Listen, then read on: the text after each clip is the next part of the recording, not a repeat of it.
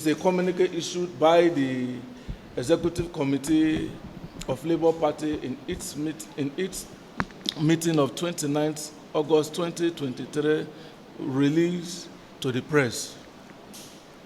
Having reviewed the activities of the party vis-à-vis the imminent local government elections and other matters worthy of concern, the party executive committee resolved as follows: that the State Executive Committee reaffirmed that Comrade Kelly Ogbaloy, KSC IION, is the substantive state chairman of our great party. Added to this is that the dissident fugitive Mr. Okukpe and other internet rats should be wholly disregarded, as there has been no changes in the party administrative hierarchy at the state.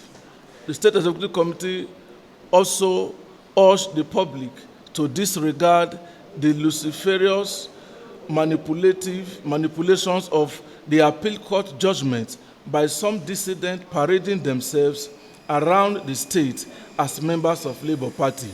We further informed that these ones has been suspended from the membership of the party long ago.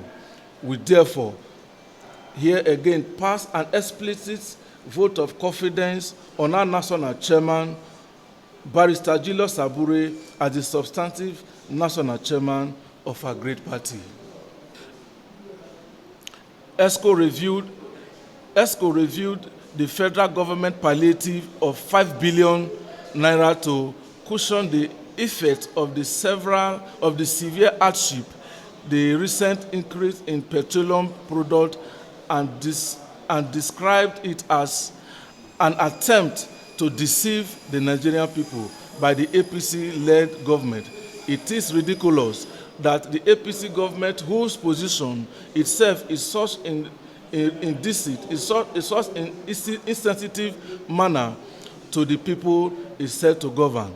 What is the rationality in withdrawing the fuel subsidy and giving palliative to about 12 million Nigerian families than repairing the refineries that are currently in comatose?